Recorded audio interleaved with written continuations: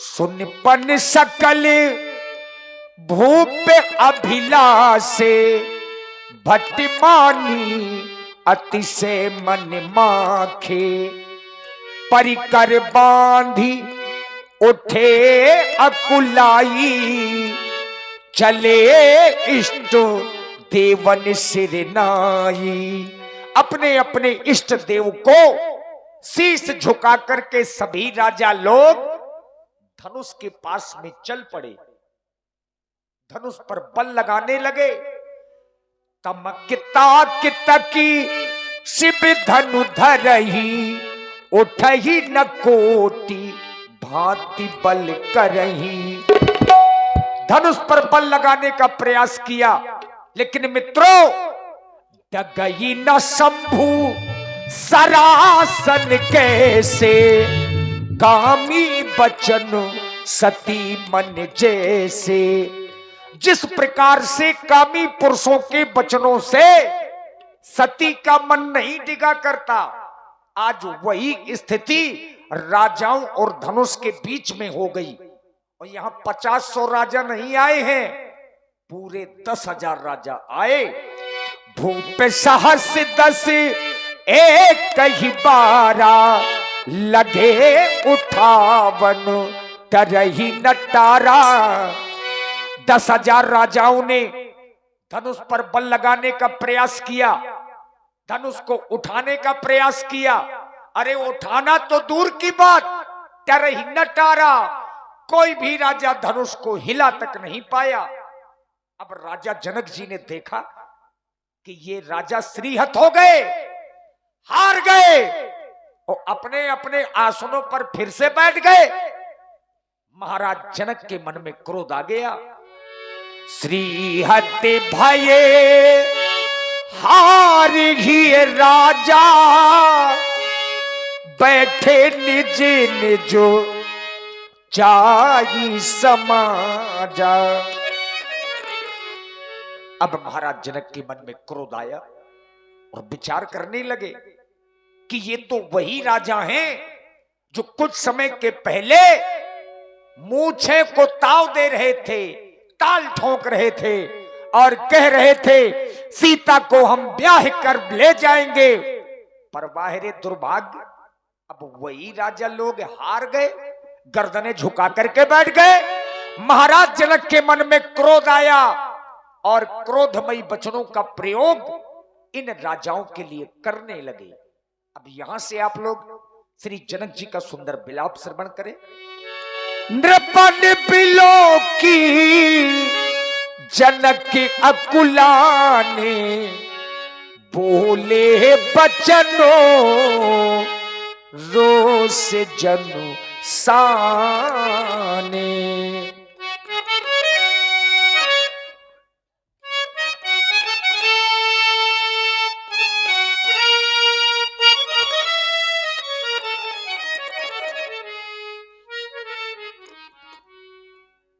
समाप्त हो गया तुम्हारा पराक्रम, समाप्त हो गया तुम्हारा साहस। अरे देश देशांतर से आए हुए नेपालों, कहां चली गई तुम्हारी वो वीरता, कहां चली गई तुम्हारी वो रणधीरता, और कहां चला गया तुम्हारा वो बल। सभी महिपाल श्रीयत हो गए। अगर आप लोग श्रीयत हो गए थे तो मेरी मिथिला का परित्याग कर देते, छोड़ देते मेरी मिथिला को और चले जाते यहां से। लेकिन नहीं, आप लोगों ने ऐसा नहीं किया। देख लो मिथिला वासियों, देख लो इन महिपालों की ओर। इन महिपालों ने सिर्फ एक कार्य किया, और वो भी कौन सा, देखे ना कि ये बैठे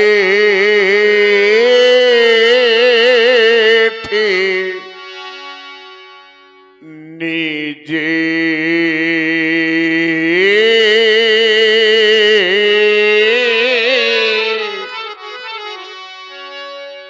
और ये निज जाए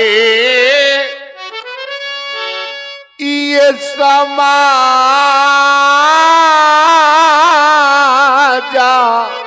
कब जब ये सीरी हाथ भाई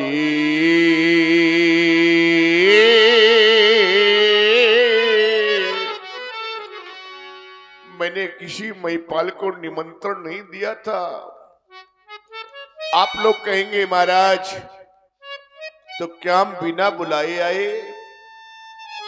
मैंने 7 महाद्वीपों में दिनोरा पिटवाया, मुनादियां करवाई, जिनको सुन करके आप यहां पर आए हैं। तो है कोई ऐसा महिपाल, है कोई ऐसा भोपाल, अरे कोई कर दे मेरी प्रतिज्ञा की पूर्ति और ये प्राप्त कर ले सीता मूर्ति। याद रख लेना, अगर किसी ने मेरे पण की पूर्ति कर दी तो उसे 1 नहीं 2 नहीं 3 लाभ प्रदान करूंगा। सुन ले पहले मेरे लाभ। अगर आपको मेरे लाभ अच्छे लगे तो आकर के मेरे पण की पूर्ति कर देना। मेरे मेहमानों, सबसे पहला लाभ आप लोगों के समक्ष मेरी बेटी सीता देख लें आप सभी। आर्य कुंवारी मनोहरी, ये कुंवारी मनोहरी विजय पड़ी। ये दूसरा लाभ। आरु कीरति आती कामिनी,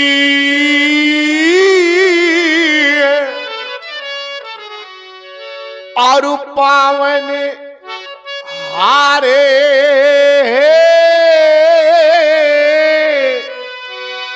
ये विराजे जनो।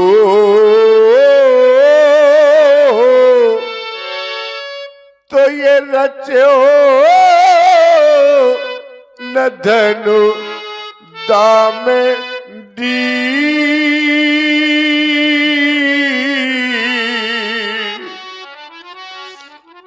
आज मेरा सब कुछ समाप्त हो गया। क्या क्या नहीं सोचा था मैंने आज, लेकिन आज मेरी बेटी कुंवारी रह गई। मैंने कभी ऐसा नहीं सोचा था। क्या मेरी बेटी की मांग अब सदा सदा के लिए सूनी रह जाएगी?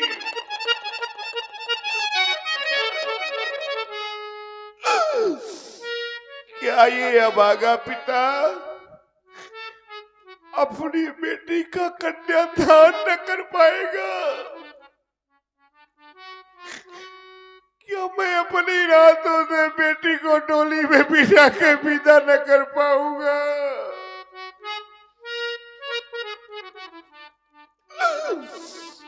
क्या क्या नहीं सोचा था मैंने।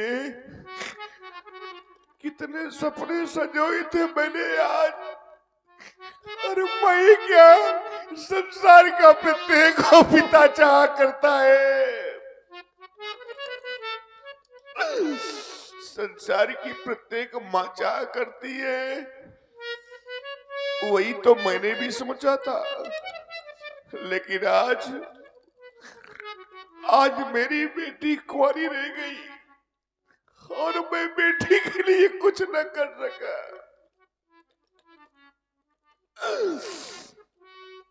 देख लो मेरे मित्रों, हम कहें कि हमारी और ये दुलारी रही,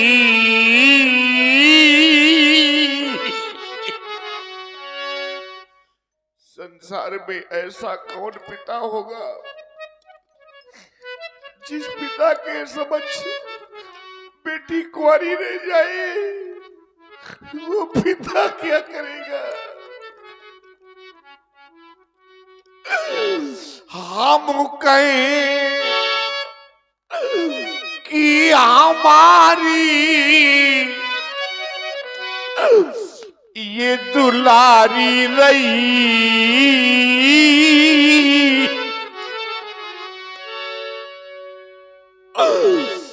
और सीता बेटी मेरी आज कुंवारी।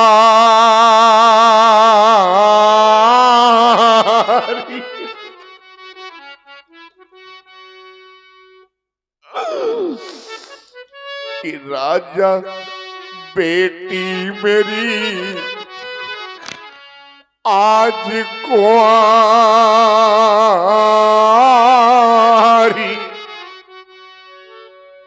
ये सारा संसार जानता है 12 वर्षों का अकाल पड़ गया था मेरी राज्य में। प्रजा त्राई त्राई कर रही थी। देवर्षि नारद के कथनानुसार मैंने हल कर्षण किया था और कठोर भूप से इस धरा से इस कन्या को प्राप्त किया था। ये सभी जानते हैं मेरे बंधुओं। बड़े अरमान से मैंने पाली सिया, पर देख कर आज फट ता हमारा हिया। हाय मती मेरी ये कैसी मारी गई, आज मती मेरी ये कैसी मारी गई। और सीता बेटी मेरी आज कुंवारी रही। राजा बेटी मेरी आज कुंवारी रही। देख रहा हूं इस समाज में बहुत से ऐसे पिता इस समाज में बैठे हैं जिनके घरों में बेटियां हैं। बहुत सी माताएं बैठी हैं जिनके घरों में बेटियां हैं। मेरे बंधुओं, बेटियां तो सभी के घरों में होती हैं, लेकिन आज इस समाज में ऐसे कुछ पिता बैठे हैं, ऐसी कुछ माताएं बैठी हैं कि जिनके घर में बेटियां हैं। बेटियां तो हैं, लेकिन आज वही बेटियां सयानी हो गई है। आज वही बेटियां विवाह योग्य हो गई है। पूछो उस बूढ़े पिता से जिसके घर में बेटी सयानी हो जाए, बेटी विवाह योग्य हो जाए। वो पिता वर की खोज में न जाने कहां कहां तक भटकता है और सायंकाल लौट करके जिस समय घर आता है तो भगवान से प्रार्थना करता है कि हे परमात्मा, मेरी बेटी के योग वर कब मिलेगा? मैं कब तक यूं भटकता रहूंगा? पूछो उस बेचारी मां से जिसके घर में बेटी सयानी हो जाती है, बेटी विवाह योग्य हो जाती है। उस मां को रात में निद्रा तक नहीं आती कि मेरी बेटी सयानी हो गई है, क्या जाने वो लोग, कौन लोग, ऐसे लोग नहीं जाना करते मेरे बंधुओं। कैसे लोग कि जीने ने ये कन्या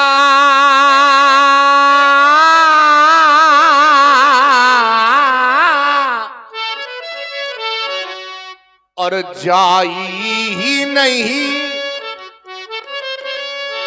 तो वह कन्या का दुख क्या जाने। अजिन पावा ये बेवाई और फटी नहीं तो वह पीरे परा ई क्या जाने।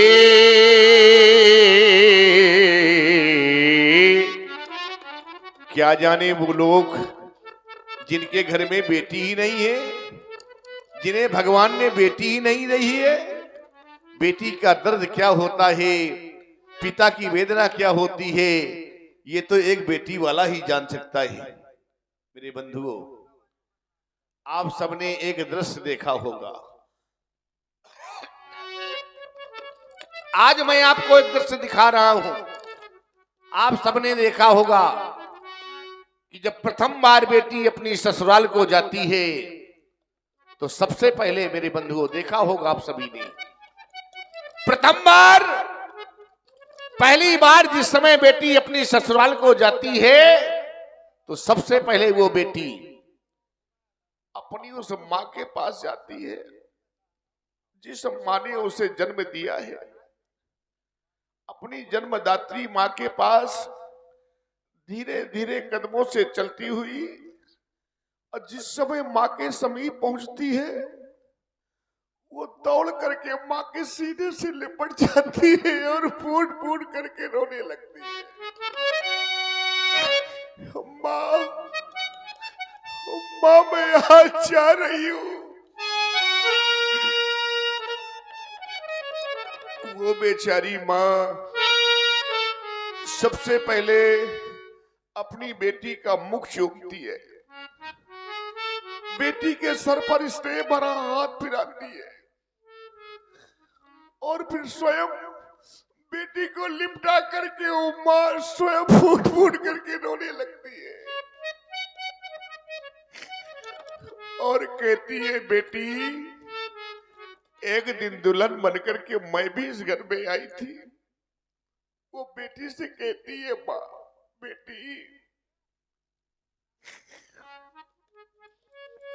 बेटी, वो मां कहती है, जिस समय बेटी को लिपटा करके वह मां फूट फूट करके रोती है मेरे बंधुओं, तो मां कहती है, मैं ये नहीं जानती थी कि मैं अपनी बेटी को दुल्हन बना करके भेजना पड़ेगा। आज तभी वो मां कह रही है कि बेटी आज एक दिन दुल्हन बनना होगा। ये नियम है। एक दिन दुल्हन बनकर के मैं भी आई थी, एक दिन दुल्हन बनकर सब तुमको भी जाना होगा, बनना होगा। अब बेटी की प्रथम ये विदाई पर एक दिन सबको रोना होगा। लेकिन मेरे बंधुओं, जिनके नए नो में ये नीर नहीं, वो असुबहाना क्या जाने। अजिनी के कार्य में ये निज पूत नहीं वह पूत पराया, क्या जाने। क्या जानेगा वो जिसके घर में बेटी ही नहीं है, जिसे भगवान ने बेटी ही नहीं दी है। बेटी का दर्द क्या होता है, पिता की वेदना क्या होती है, ये तो एक बेटी वाला ही बता सकता है। बेटे का जन्म होता है, लोग खुशियां मनाते हैं, बधाइयां बजवाते हैं, शहनाइयां बजती हैं। लेकिन जब बेटी का जन्म होता है तो कोई शहनाई नहीं बजती, कोई बधाई गीत नहीं गाए जाते, कोई खुशियां नहीं मनाई जाती। लेकिन मेरे मित्रों, याद रख लेना, आज समाज में दावे के साथ कह सकता हूं इस बात को कि बेटे का जन्म होना यह सिर्फ भाग की बात है। बेटे का घर में जन्म होना यह भाग की बात है, लेकिन बेटी का जन्म होना यह बड़े सौभाग्य की बात है। बड़े सौभाग्यशाली होते हैं वो लोग जिनके घर में बेटियां जन्म लेती हैं। क्या जाने वो लोग। और उस पिता के हृदय से पूछो, कितना भी पत्थर दिल पिता हो, कितना भी कठोर पिता हो, लेकिन जिस समय अपनी बेटी को लेकर के डोली में बिठाता है वो पिता, और जब वही बेटी पिता के सीने से लिपट कर जब फूट फूट करके रोने लगती है, तो अनायास ही पिता की आंखों में आंसू आ जाते हैं।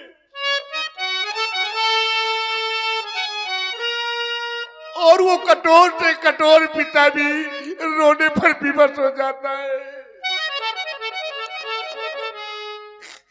चाहे जब देख लेना कितना भी कठोर पिता हो, कितना भी पत्थर दिल पिता हो, लेकिन जिस समय बेटी पिता से लिपट करके रोने लगती है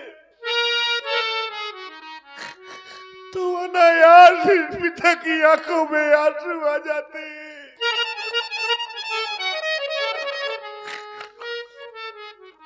अपने आंसू को छिपाता है पिता, कहीं ये आंसू मेरी बेटी देख न ले। बेटी को डोली में बिठाता है, सर पे स्नेह भरा हाथ फिराता है। और इसी करुण कंदन में आप हैं भाई श्याम साउंड सर्विस इमिलिया। 21 पुष्प मुद्राएं आपकी ओर से महाराज जनक जी के बिलाप में सादर समर्पित है। साधुवाद। जिस समय पिता बेटी को डोली में बिठा करके विदा करता है मेरे मित्रों, तो डोली में बिठा कर वो अपनी बेटी को और कितना खुश नसीब वो होता है। और जिस समय बेटी चली जाती है तो घर में परिवार में आता है, देखता है चारों ओर, कोई घर का कोई परिवार का मुझे देख तो नहीं रहा। और जब देखता है कोई नहीं देख रहा तो जानते हो क्या करता है कि एक कोने में जा करके और वो तो फूट फूट कर रोता है। आज मेरी बेटी चली गई है, मेरे हृदय का टुकड़ा चला गया, मेरा आंगन सूना हो गया। मेरे मित्रों, बार बार कहा करता हूं, आज भी कह रहा हूं, सबसे अधिक सबसे ज्यादा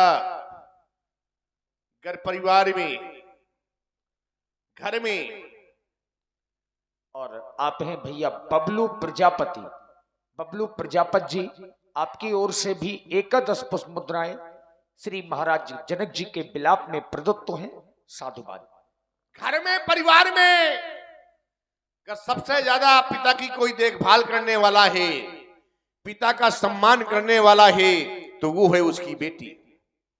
बेटी सबसे अधिक अपने पिता से प्यार करती है।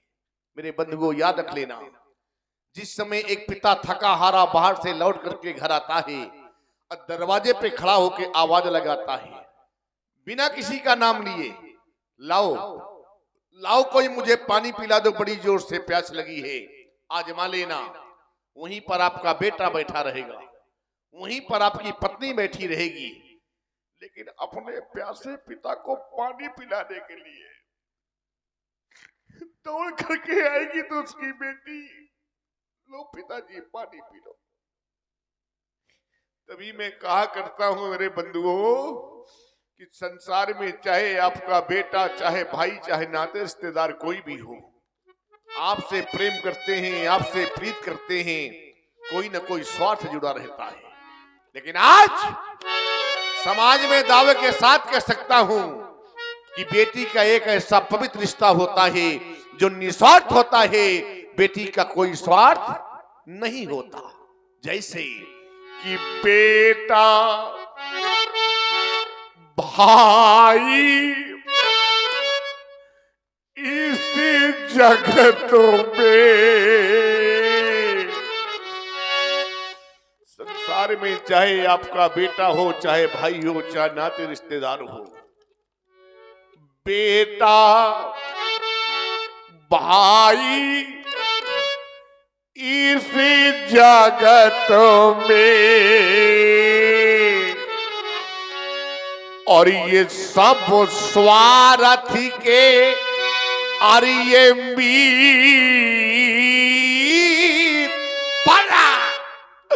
पर बेटी अपने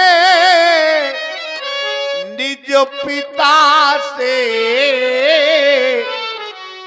करती साची प्रीत।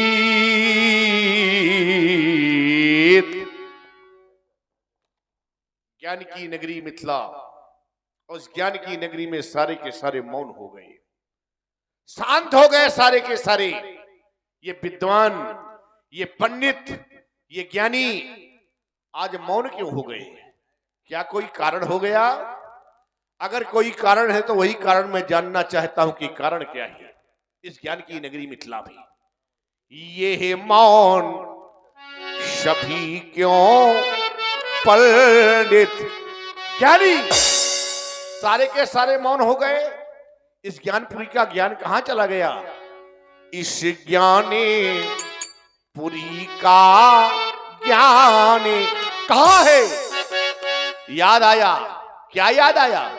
कि वो मां गिरजा का वरदान कहां है?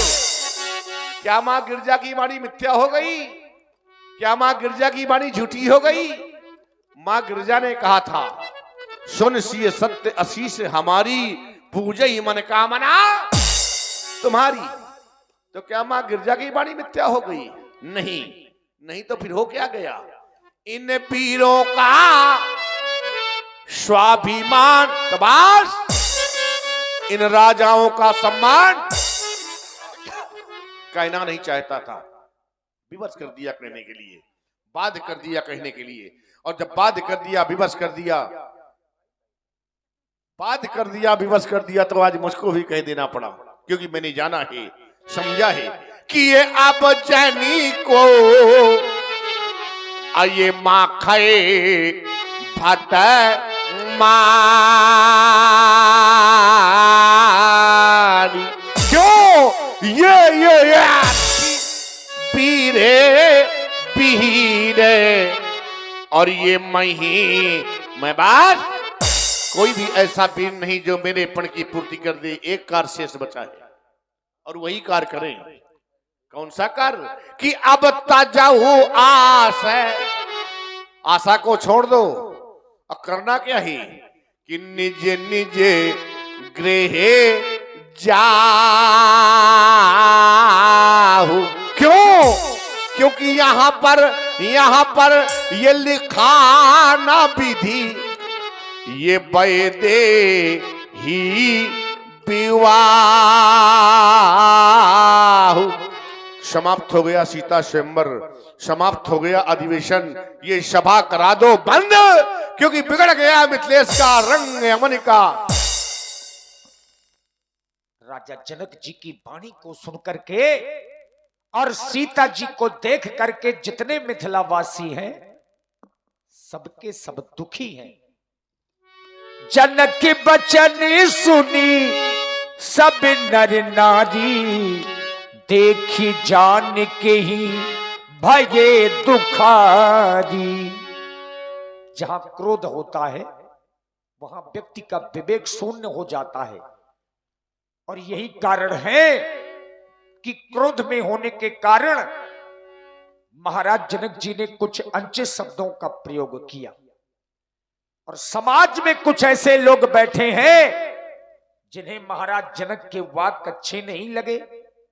राजा जनक के वाक्य तीर के समान चुभे हैं, और जिन्हें राजा जनक के वाक्य अच्छे नहीं लगे उनकी भौहें टेढ़ी पड़ गई, नेत्र क्रोध के कारण लाल हो गए, और होठ कुछ कहने के लिए फरक उठे।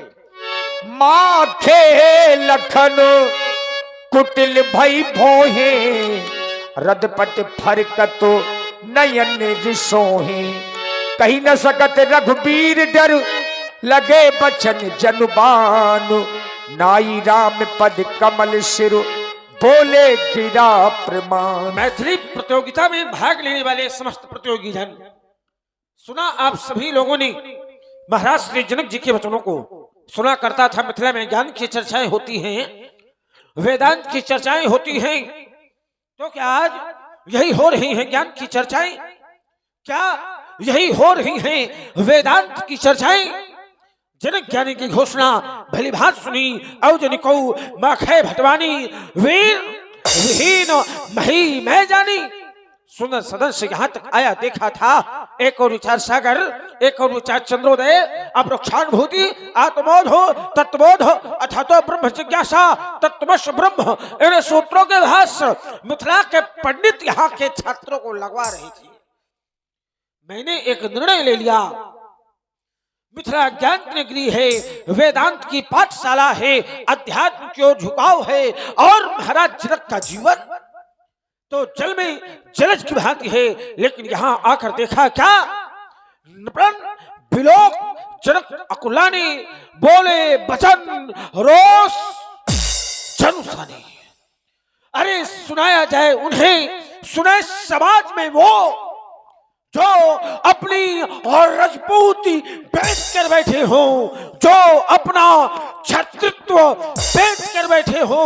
हम छत्री मर सकते हैं परंतु अपने स्वाभिमान पर उठी हुई उंगली नहीं दे सकते।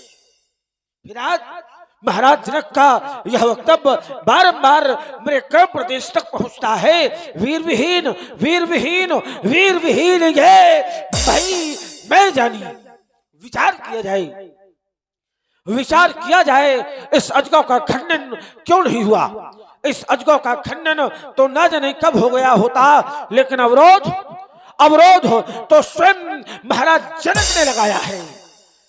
मैं सुन रहा था, मैं क्या यह सारी समाज सुन रही थी, जिसमें महाराज जनक ने अपने बंदी को बुला करके कहा कि इंद्र प्रजाई कहो प्रणमोरा। क्या उस समय स्वयं महाराज जनक इस बात को नहीं सुन रहे थे कि मेरा बंदी इस समाज में किस प्रकार की घोषणा कर रहा है? महाराज जनक के बंदी की घोषणा मैंने सुनी। बोले बंदी वचनवर सुनहु सकल महिपाल, प्रतिज्ञा महिपाल सुने, प्रतिज्ञा राजा सुने, प्रतिज्ञा भूपाल सुने। महाराज जनक के बंदी के द्वारा प्रतिज्ञा यहाँ पर व्यक्तिगत राजाओं को सुनवाई गई, प्रतिज्ञा यहाँ पर व्यक्तिगत महिपालों को सुनवाई गई, प्रतिज्ञा यहाँ पर व्यक्तिगत भूपालों को सुनवाई गई। महाराज जनक के बंदी ने ये नहीं कहा कि प्रतिज्ञा यहाँ ये वीर सुने, प्रतिज्ञा यहाँ ये रणधीर सुने। अगर वीरों को प्रतिज्ञा सुनवाई गई होती महाराज जनक, और आपके प्रण की पूर्ति न हुई होती, तो आप इन वीरों का अपमान कर सकते थे। लेकिन वीरों को प्रतिज्ञा सुनवाई नहीं गई तो आपका अपमान वीरों को प्रतिज्ञा नहीं सुनवाई गई तो उनका अपमान क्यों किया जाता है? अरे क्यों किया जाता है इनका तिरस्कार? हमने जाना है माँ गिरजा ने सीता जी को वरदान दिया था, सुन से सत्य आशीष हमारी, पूजे मन कामना तुम्हारी, मन जाई राचो विलय सोबर सहज सुंदर सावरो। ज्ञान की नगरी है मिथिला, ज्ञानी रहते हैं मिथिला में। कहां चला गया मिथिला का ज्ञान? क्या कभी वरदान झूठे होते हैं? क्या कभी आशीर्वाद असत्य होते हैं? उत्तर मिला नहीं, क्योंकि सिद्धांत कहता है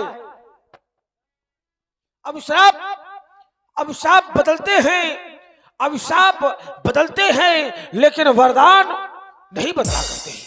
अभिशाप बदलते हैं लेकिन वरदान नहीं बदला करते। क्रियाएं बदलती हैं, क्रियाएं बदलती हैं लेकिन कर्तव्य नहीं बदला करते। उपमेय बदलते हैं लेकिन उपमान नहीं बदला करते।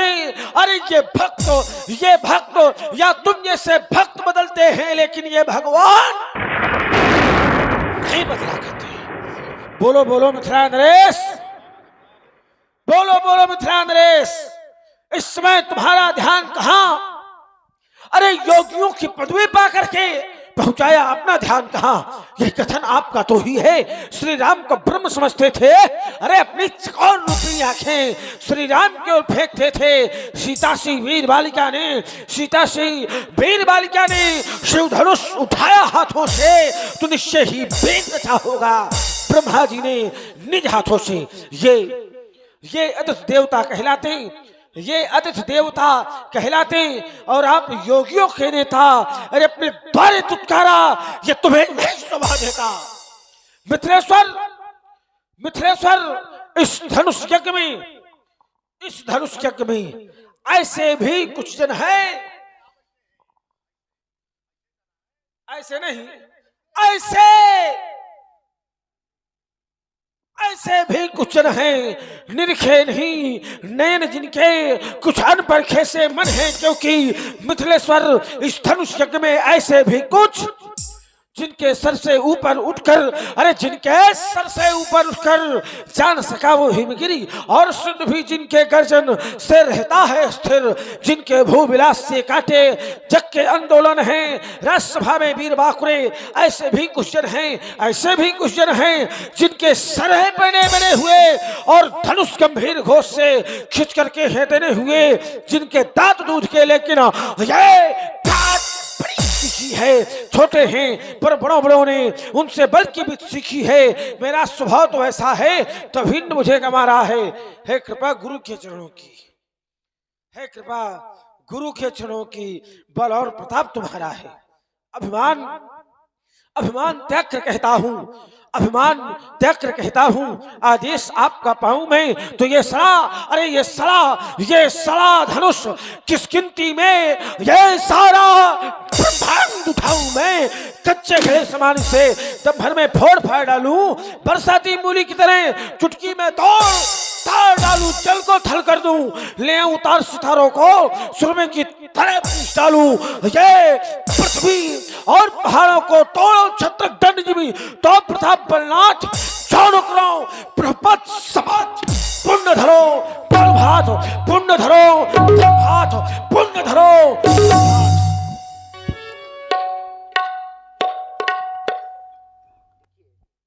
लक्ष्मण जी ने क्रोध किया और इनका क्रोध साधारण नहीं है। लखन सकोप बचन जे बोले, डगमगानी मही दिग्गज डोले। श्री लक्ष्मण जी के क्रोध से धरा कांप